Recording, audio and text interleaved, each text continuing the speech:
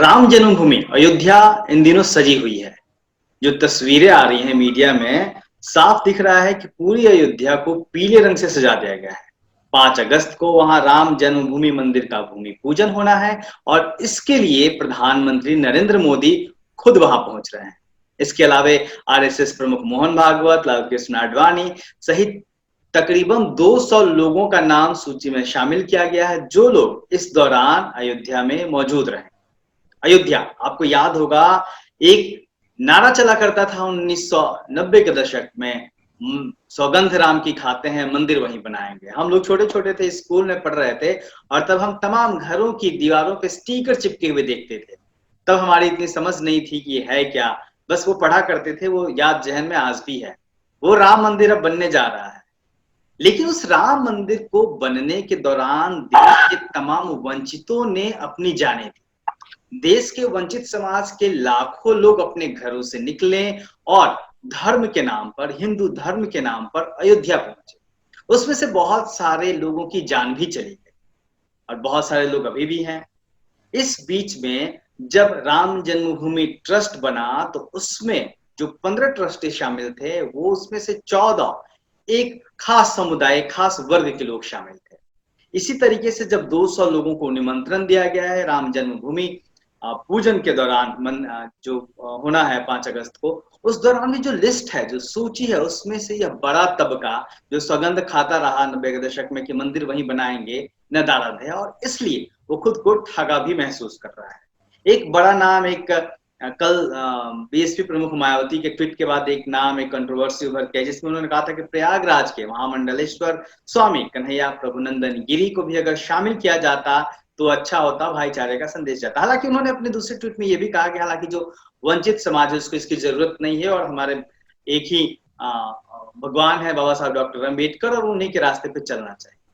तो जब लाखों लोग अयोध्या में जा रहे थे कि मंदिर वहीं बनाएंगे, उस वक्त भौर मेघवंशी भी उनमें से एक थे जो ये सपना देखा करते थे उस दौर में कि मंदिर वहीं बनाएंगे।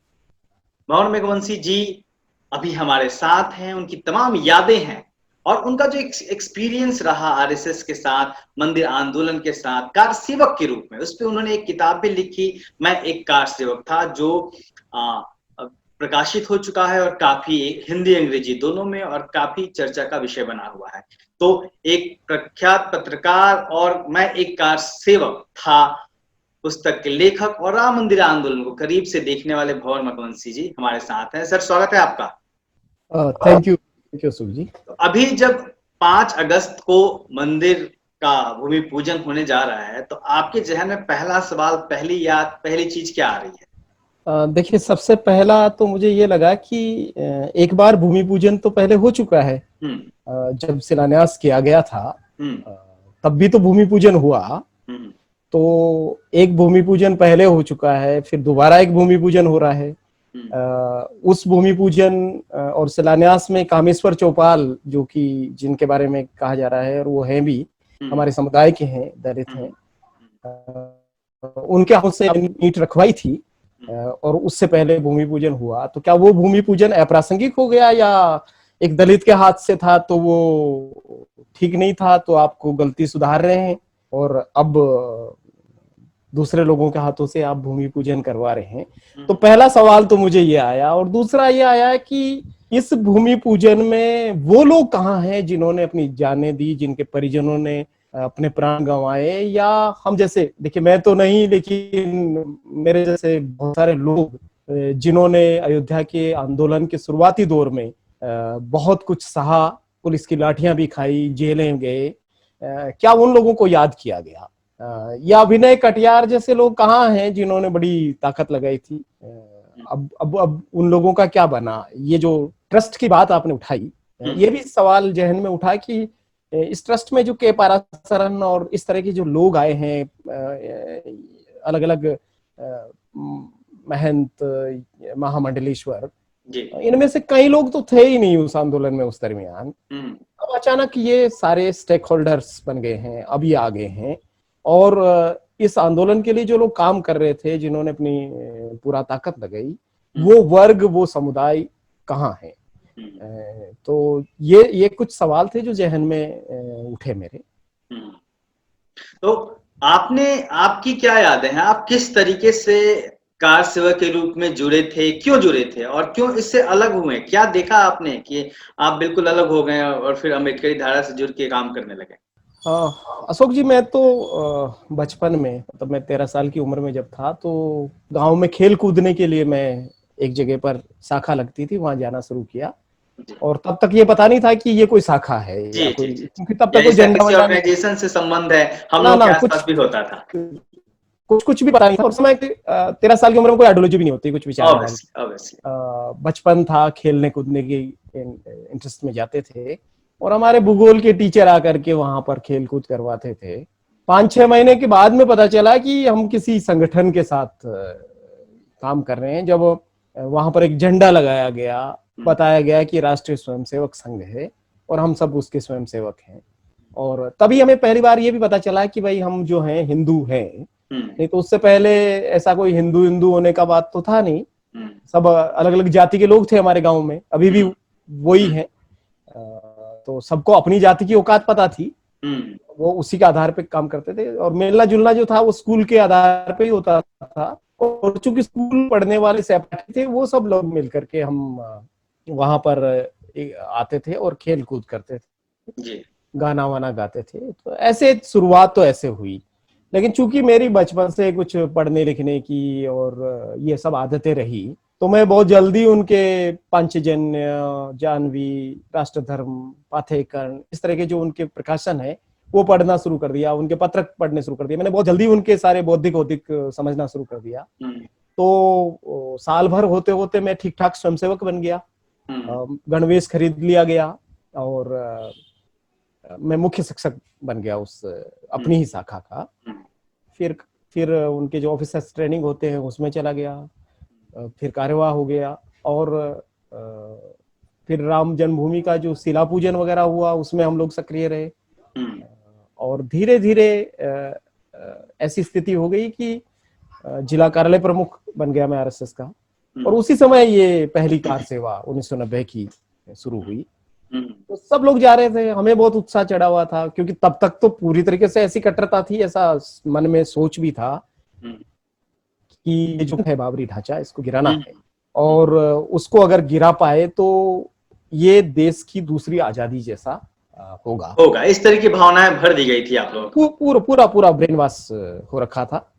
और ऐसा लगता था कि अगर ये हम ये जो कलंक है बाबरी का, इसको अगर हमने मिटा दिया तो इस देश की, हिंदू समाज की बहुत बड़ी सारी जो समस्याएं हैं वो स्वतः खत्म हो जाएगी। मतलब बताया जाता था कि हाँ सखाम बता की ये कलंक है। वो आपका पर्सनल व्यू नहीं था, हाँ ऐसी ये चीज़ें नहीं नहीं भरी नहीं गई नहीं, थी। देखिए पर्सनल व्यू तो कोई था ही नहीं। हाँ, वही मैं कह रहा हूँ, ऐसी चीज़ें भरी एक्चुअली गई थी आप लोगों के दिमाग में। जो कुछ बनाया गया था वो उस प्रशिक्षण का जी, नतीजा था। वही ये मैं जो क्लियर कर रहा था। इनडॉक्ट्रिनेशन जो था वो उसका नतीजा था। ये हुँ, इसको आप ब्रेन वॉश कह लीजिए। हाँ, हाँ, मैं वही क्लियर करना चाह रहा एक प्रशिक्षित स्वयंसेवक वही सोच सकता है जो मैं सोच रहा था। जी। मेरा अपना कोई निजी विचार था या ऐसा कुछ नहीं था। वो जो हुँ, मैंने पढ़ा आरएसएस में, हुँ, जो मैंने सुना, जो हमें सिखाया गया, हुँ, उसके आधार पे मन इतना अपने आप को इतना तैयार कर चुके थे हम कि बस हमें जाना है अयोध्या, और अयोध्या पहुंच करके बाबरी मस्जिद को गिरा देना है। और उसी सोच के साथ 1990 की कार सेवा में हम रवाना हुए।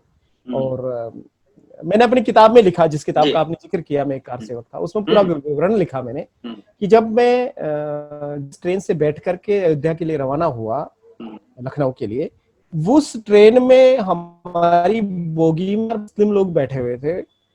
उनको देख करके ऐसी भावना जगी कि ये क्यों है, मतलब हुँ। हमारे राम तो ऐसी स्थिति में है कि उनके वहां पे मस्जिद बना दी इन्होंने, और अब भी ये लोग इस देश में आराम से सीटों पर बैठ करके और यात्रा कर रहे हैं। तो मन में ये था कि मौका मिले तो इनको उठाया जाए और उठा करके बाहर फेंक दिया जाए चलती हुई ट्रेन से। और बिल्कुल फिदायनी दस्ते की तरह थे हम लोग। और उससे पहले, रवाना होने से पहले, हमारा एक पूरा जलसा निकाला। हमने भगवा पट्टी बांधी सिर पे, और गाना जो गा रहे थे हम, वो ये था कि राम के नाम पर अगर जो मर जाएंगे, दुनिया में अपना नाम अमर कर जाएंगे। मतलब पूरा आत्म बलिदान, पूरा फिदायनी तौर तरीके से हम गए। जैसे हम हालांकि मैं जैसे पहुंचा नहीं। जैसे दिखाया जाता है फिल्मों में कि जो लोग भी सो कॉल्ड टेररिस्ट होते हैं वो कि जन्नत में जाएंगे, हूरें मिलेंगी, जो एक दिखाया हाँ जाता है वो जो तो था ही। आत्मघाती दस्ता, जस्ट लाइक वही वही बात थी। यस यस यस भाई, वो वही बात है कि भाई दुनिया में नाम अमर कर जाएंगे। जो अमरत्व का जो अभिलाषा है, ये जो स्वर्ग की जो इच्छा है, ये सभी तो भरा गया ना। और इवन आरएसएस में काम करते वक्त भी यही सिखाया गया कि आरएसएस का काम वो इंसानों का काम नहीं है, वो ईश्वरीय काम है। तो जब आपका ईश्वरीय काम है तो जो कुछ आप कर रहे हैं पवित्र काम कर रहे हैं। पवित्र काम कर, आप किसी को मार भी रहे हैं तो पवित्रता का काम कर रहे हैं। अब ईश्वर देश का के लिए काम। कर रहे हैं, धर्म के लिए कर रहे हैं, ईश्वर के लिए कर रहे हैं। तो उसी भाव के साथ रवाना हुए थे। तो मैं पहुंचा नहीं, मैं तो टुंडला के पास गिरफ्तार हो गया, आगरा की जेल में 10 दिन रहा और फिर लौट के घर चला गया। ये पहली कार सेवा की बात है। तो मैं अयोध्या पहुंचा नहीं। और उसके बाद में जो 1991 में मंदिर सौंपो या गद्दी छोड़ो एक बड़ा आंदोलन हुआ, उसमें हमारे शहर में भी एक जुलूस निकाला गया और उस जुलूस में पुलिस के साथ टकराव की वजह से गोलीबारी हो गई, 2 लोग मारे गए। और मारे गए लोग जो थे वो हिंदू थे, तो उनको शहीद बनना घोषित करके और उनकी अस्थि कलश वगैरह निकाला गया। उनके अस्थि कलश और अयोध्या में मारे गए लोगों के अस्थि कलश मिला करके गांव गांव घुमाए गए। और वो मेरे गांव में भी उस अस्थि कलश की यात्रा आई। मेरे घर पे उनके लिए भोजन बनाया गया था। और तमाम जो ये बातें हैं समरसता की, हिंदुआ सोदरा सर्वे, हिंदू न पतितो भवेत, सब भाई भाई हैं, ये सारा फर्जीवाड़ा उस दिन खत्म, वो बाहर आ गया, उजागर हो गया जब उन्होंने मेरे घर पे बने हुए खाने को यह कहकर खाने से इनकार कर दिया। मुझे एक तरफ ले गए सेवा भारती के प्रमुख, कंधे पे हाथ रखा और कहा, बंधु आप तो जानते हैं कि हिंदू समाज कितना विषम है, अभी समरस नहीं हुआ है। हम तो आपके यहाँ खा लेंगे, हम तो आपके यहाँ आते रहते हैं, आप हमारे यहाँ आते रहते हैं, लेकिन ये जो साधु संत आए हैं ये आपके यहाँ भोजन नहीं कर पाएंगे। तो ऐसा कीजिए कि इसको पैक करके हमें दे दीजिए, हम अगले गांव में इनको खिला देंगे। मतलब ये था कि बिना उनको ये बताए कि एक दलित के घर पे खाना बना है, हम उनको खिला देंगे। लेकिन उन्होंने ये भी नहीं किया, पैक करके ले गए और ले जा करके अगले गांव पहुंचने से पहले उन्होंने एक मोड़ पर, एक टर्न पर उस खाने को फेंका और वहां जाकर के रात में एक ब्राह्मण के घर में उन्होंने खाना बनवाया, खाया। और ये खबर जब मुझे दूसरे दिन मिली, तब फिर मैंने इस पर सवाल करना शुरू किया कि मैं आपके लिए अयोध्या जाकर के मरने के लिए तैयार हूं, आप मेरे घर का खाना, मैं हिंदू राष्ट्र बनाने के लिए पूरा जी जान से लगा हुआ हूं, मैं प्रचारक बनना चाहता हूं, और आप मेरे घर का खाना भी नहीं खा सकते हैं, तो फिर क्या मतलब हुआ। और उन्होंने कहा ये बहुत छोटी सी बात है, इसको आपने बहुत बड़ा इश्यू बना लिया। मैंने कहा मेरे लिए बहुत बड़ी बात है, आपके लिए बहुत छोटी बात है। तो ऐसे फिर एक विवाद शुरू हुआ और फिर लंबा चला ये। और जब 1992 में फिर से कार सेवा हुई, तब मैं अपनी पहचान का संघर्ष लड़ रहा था, अपने आप उस चीज को लड़ रहा था जो मेरे साथ आरएसएस में हुई। तो मैं दूसरी कार सेवा में नहीं गया और तब तक मैंने बाबा साहब को पढ़ना शुरू किया। और अगर मैं बाबा साहब को नहीं पढ़ता तो ये मान के चलिए कि इस समय अयोध्या जाने की अब फिर से तैयारी कर रहा होता, क्योंकि बाबा साहब को पढ़ने से ही एक तरीके से जो मुक्ति मिली, मुझे लगता है कि जो इंसानियत, जो मेरे अंदर एक तरह का विषाक्त विषैला पूरा जो ब्रेन वॉश करके जहर भर दिया गया, उस जहर को वापस निकालने में बाबा साहब के साहित्य ने बहुत बड़ा काम किया।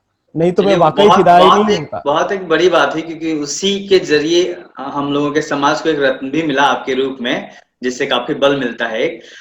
तो ये जो आपने तमाम चीजें बताई, तो क्या जो पिछड़े वर्ग के लोग थे, दलित समाज के लोग थे, वो इस पूरे आंदोलन में उनकी भूमिका क्या थी? सिर्फ एक सिपाही जैसी कि आप डंडा लेके चलिए आगे बढ़िए? क्योंकि अभी जो तमाम डिस्कशन हो रहे हैं, जब ट्रस्ट बनाओ जिसमें तमाम वर्गों को मौके नहीं मिले, या फिर जिन लोगों को आमंत्रित किया गया है 200 लोगों को, उसमें तमाम लोगों को मौके नहीं मिले हैं, तो और एक डिस्कशन चल रहा है इस पे कि जो लोग मारे गए, मरने वाले में तो तमाम लोग जो हैं वो कमजोर तबके के लोग थे, लेकिन जब ट्रस्ट में शामिल होने की बात आई तो वो कोई नहीं था, जब वो भूमि पूजन में शामिल करने की बात आई तो कोई नहीं था।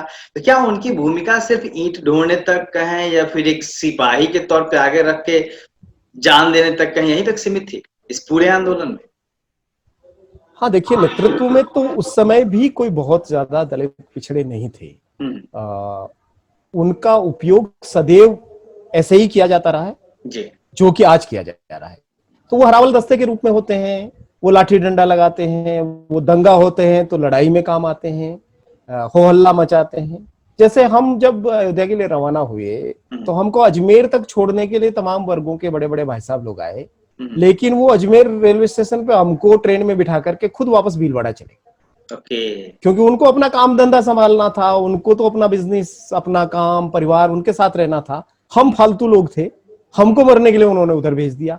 तो हम पुलिस की गिरफ्तारियां हुई तो हमको हुई, डंडे हमने खाए, जेल गए तो हम गए। जो अयोध्या पहुंच गए उन्होंने वहां गोलियां खाई, मर गए। कईयों की लाश नहीं मिली, कुछ लोग सरयू नदी में बहा दिए गए। उनका कोई पूछने वाला भी नहीं है, उनका लिस्ट में नाम भी नहीं है। और आज आप देखिए कि जो लोग जिनको उन्होंने कहा कि ये शहीद हो गए, जिनके अस्थि कलश लेके वो घूमे देश देश में, आज उनके परिजनों को उन्होंने भूमि पूजन का निमंत्रण देना भी उचित नहीं समझा। ऐसे लोगों को, और न केवल दलित पिछड़ों की बात है, इसमें जो अन्य समुदाय के मरे लोग थे उनको ही नहीं उन्होंने कहा। जैसे कलकत्ता के 2 सगे भाई जो मारवाड़ी लोग थे, बनिया थे, वो दोनों सगे भाई अयोध्या की कार सेवा में मारे गए। उन दोनों के परिजनों को निमंत्रण नहीं दिया गया और वो कह रहे हैं कि हमने अपने 2 बेटे खोए हैं लेकिन हमको याद नहीं किया जा रहा। लेकिन सरकार की तरफ से तो कहा जा रहा है कि भाई कोरोना इफेक्ट है, इस वजह से तमाम अलग लोगों की भीड़ नहीं इकट्ठी की जा रही है। तो ये फिर काहे को मोदी जी और योगी जी ये काहे को भीड़ कर रहे हैं? ये भी तो ना करें। ये क्या कोरोना प्रूफ लोग हैं? इनके कोरोना नहीं होगा, उनको ही कोरोना होगा। उनको बुला लेते 2-5 परिवारों को, क्या फर्क पड़ता है? और ये जो तमाम लोग आज बुलाए जा रहे हैं, ये कहाँ थे? ये कहीं थे ही नहीं। तो बात यह है कि जब पसीना बहाना है, जब खून बहाना है, जब संघर्ष करना है, तब तो लोग चाहिए दलित पिछड़ों में से, आदिवासियों में से यूज करने के लिए। और जब बाकी जब भी भागीदारी का सवाल होगा, उस भागीदारी के सवाल में आप लोगों को काट देंगे, उनको मौका नहीं देंगे। तो ये जो चीज है, इस चीज को कहीं न कहीं हमें समझने की जरूरत है।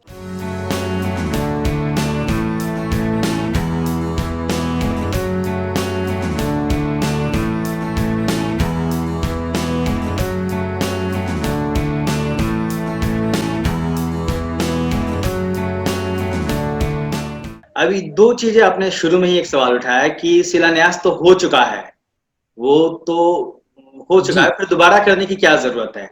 तो वो जो चीज है उस वक्त जो हुआ था, तो आपको क्या लगता है उस वक्त क्यों करवाया गया उनसे, जो दलित समाज के संत थे, और आज चीजें क्यों बदल गई अचानक से?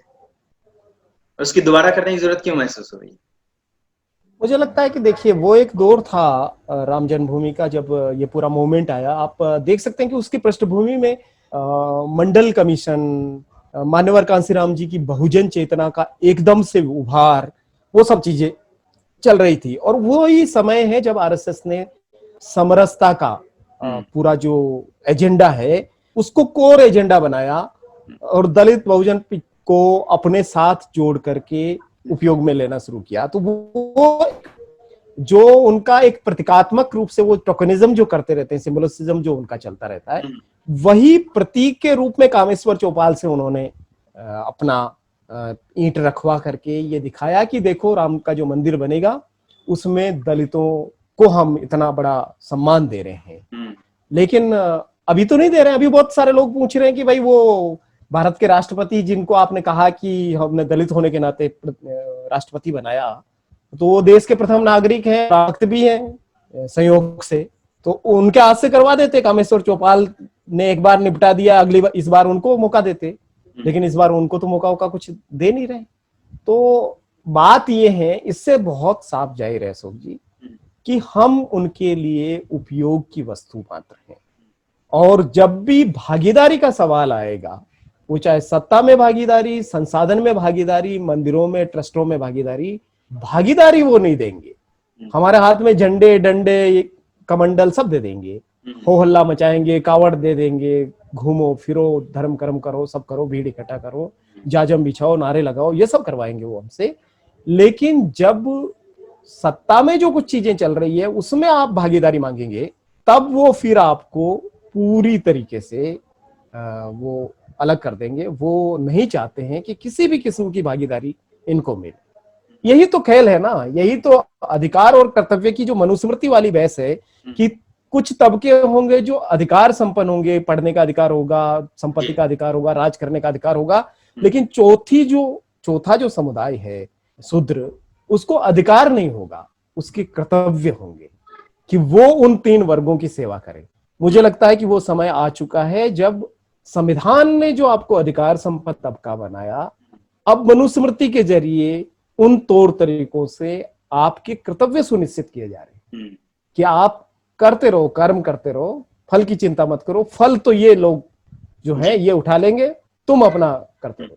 अच्छा सर, एक और आखिरी दौर में है हम अपने इंटरव्यू के, एक चीज और बताइए कि आपकी जो किताब आई, मैं एक कार सेवक था, हिंदी अंग्रेजी दोनों भाषाओं में आ गई है, इस किताब के आने के बाद कुछ हलचल मची, क्या हलचल मची है और किस तरीके से आपको क्या किताब को रोकने की कोशिश की गई या फिर किसी और तरीके से दबाव बनाने की कोशिश की गई? देखिए, मुझे लगता है कि जैसे और किताब ये आई, कौन से प्रकाशन से आई है, आप ये भी जिक्र कर देते तो थोड़ा बेहतर। हिंदी किताब नवारुण प्रकाशन से आई। किताब के लिखे जाने के बाद ये भी एक रोचक है जानना कि 5-6 साल तक किताब एक प्रकाशक से दूसरे प्रकाशक के टेबल पे घूमती रही, क्योंकि हिंदी के जो नामचीन कुछ प्रकाशक हैं उन्होंने कहा इसकी भाषा में बहुत मिर्ची है, थोड़ा इसकी मिर्ची कम करो, ये कम करो, थोड़ा इसमें ये बदल दो। तो मैंने कहा कि देखिए ये एक लाइव एक्सपीरियंस है और मैं इसमें कुछ भी कल्पना नहीं कर रहा हूं कि मैं इसमें कम करूं या ज्यादा करूं। तो अंत में जाकर के एक नवारुण प्रकाशन गाजियाबाद से किताब छप के आई, जो जन संस्कृति मंच से जुड़े हुए लोग हैं, संजय जोशी, उन्होंने इस किताब को छापा और अंग्रेजी में नवयाना पब्लिकेशन ने छापा और I could not be Hindu नाम से वो ट्रांसलेट होकर के आई है। निवेदिता मेनन ने उसको अनुवाद किया। मुझे लगता है कि देखिए किताब 2 महीने के फासले पर हिंदी और अंग्रेजी दोनों किताबें आई।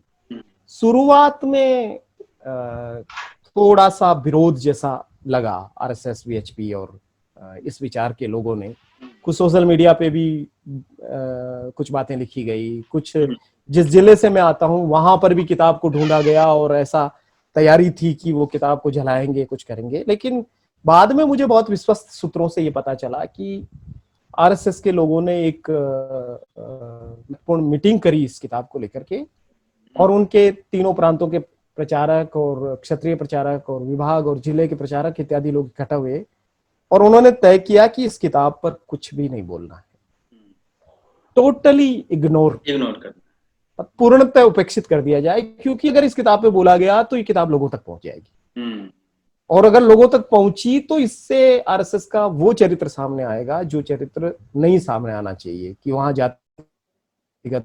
जातिगत लोगों की भागीदारी नहीं है, प्रतिनिधित्व नहीं है, कई सारे सवाल हैं उस किताब में। तो उन्होंने ये सोच लिया कि वो ऐसे एक्ट कर रहे हैं जैसे कोई किताब आई नहीं, वो ऐसा दिखा रहे हैं जैसे मैं इस देश में रहता ही नहीं हूं, मैं जिंदा व्यक्ति नहीं हूं, मैंने कुछ लिखा ही नहीं, ऐसा कुछ छपा ही नहीं, कुछ पढ़ा ही नहीं जा रहा है। लेकिन दूसरी तरफ अशोक जी, ये बड़ी चीज है कि दूसरी तरफ हमारा जो वर्ग है, बहुजन समुदाय के जो यूथ हैं और पढ़े लिखे लोग हैं, उन्होंने जिस तरीके से इस किताब को रेस्पॉन्स किया है, जो हमें प्रतिक्रियाएं मिली, वो बहुत महत्वपूर्ण लगती है मुझे। छोटे छोटे गांवों में लोगों ने किताब मंगाई। अगर एक भी परिवार एक गांव में रहता है हमारा, तो वहां का 20 साल का 25 साल का युवा उस किताब के साथ अपना फोटो खींच करके सोशल मीडिया में पोस्ट कर रहा है, ये दिखाने के लिए उस गांव के लोगों को कि तुम्हारे से हम अलग विचार रखते हैं और ये किताब जो कि तुम्हारे विरोध में लिखी गई, ये मैंने मंगवाई है और मैं इसको पढ़ रहा हूँ। बहुत अच्छा, बड़े साहस की बात है, क्योंकि देखिए बंद कमरे में बैठ करके बात करना एक अलग चीज है, जब आप ग्राउंड पे होते हैं और जब आप बिल्कुल आमने सामने होते हैं, जब आप निर्भर करते हैं लोगों पर और जब आपको की गलियों के बीच होकर के गुजरना पड़ता है, ऐसी परिस्थिति में एक युवा इतनी बड़ी हिम्मत करता है, तो मैं इसको मानता हूं कि ये बदलाव का प्रतीक है। तो किताब के 2 संस्करण पूरे हो चुके हैं, खत्म हो चुके हैं हिंदी के, और उस पर करीब 100 से ज्यादा लोगों ने समीक्षाएं लिखी है। तो किताब के मूल पृष्ठों से ज्यादा समीक्षाएं लिखी जा चुकी हैं। ये एक लेखक के लिए बहुत बड़ी उपलब्धि है, किसी किताब के लिए। भवन प्रकाश जी, तमाम बातें आपने शेयर की, चलते चलते कोई एक आप इस पे क्या एक कमेंट करना चाहेंगे, इस पूरे मूवमेंट पे जो 5 तारीख का कार्यक्रम है उस पे, या फिर जो भी आप करना चाहें? अशोक जी, मुझे लगता है कि इस भूमि पूजन के वक्त में जी हमारे जो भूमिहीन दलित आदिवासी पिछड़े हैं, गोवंतु लोग हैं, उनको भूमि अधिकार की लड़ाई शुरू करनी चाहिए। ओके। और उनको ये कहना चाहिए कि हमारी जमीन कहाँ है, हम्म। क्योंकि हमारे लिए तो भूमि नहीं है, तो हम काहे की भूमि का पूजन करें। हम्म। तो हम भूमि का पूजन तब करेंगे जब हमारे नाम पर भूमि होगी। हम्म। हम तब इसको मातृभूमि, पितृभूमि, पुण्यभूमि, जन्मभूमि, जो भी बड़ी भूमि कहते हैं वो करेंगे। हमारा तो जमीन का टुकड़ा नहीं है। हमारा वर्ग जो है उसको रहने के लिए जमीन नहीं, खेती के लिए जमीन नहीं, और यहां तक ऐसी जातियों के लोग हैं जिनको शमशान के लिए जमीन नहीं है। अभी अभी आपने आगरा की घटना देखी जहां चिता का उठा लिया गया। तो ये मौका है जब हम कहें कि हमारी भूमि कहाँ है, और वो भूमि कहाँ है, वो भूमि हमें कब मिलेगी जिसको हम पूज सकते हैं। ये एक बड़ा सवाल है जो आपने उठाया है, और ये जिस भूमि पूजन की बात हो रही है इसके दौरान। पवन रघुवंशी जी, आपका बहुत बहुत धन्यवाद। आपने तमाम चीजें शेयर की, और मुझे उम्मीद है कि आपके इस तमाम बातों से और तो आपके एक्सपीरियंस से लोग आपकी किताबें पढ़ने की तरफ और आकृष्ट होंगे जिन्होंने अभी तक नहीं पढ़ी है। और एक एक एक जो भ्रम है समाज के भीतर तमाम चीजों को लेके, वो भी, उसके पर्दे भी खुलेंगी। लोग सोचने की कोशिश करेंगे, ढूंढने की कोशिश करेंगे इन तमाम वाकयों से कि आखिर वो कहाँ खड़े हैं। तो ये पवन रघुवंशी जी का बहुत बहुत धन्यवाद हम करते हैं। आपने इतना वक्त दिया और इस मुद्दे पे बात, आपका बहुत बहुत धन्यवाद। Thank you. आप दर्शकों से अपील है कि आप देखते रहिए दलित दस्तक, और जिन्होंने अभी तक सब्सक्राइब नहीं किया है वो सब्सक्राइब करिए, और पवन रघुवंशी जी की किताब आप मंगा के जरूर पढ़िए। और हम कोशिश करें कि हमारा जो प्लेटफॉर्म है बहुजन बुक्स, जहाँ पे तमाम पब्लिशर्स की किताबें हैं बहुजन आइडियोलॉजी की, हम जल्दी से जल्दी वहां भी आपकी किताब को अवेलेबल करवाएं।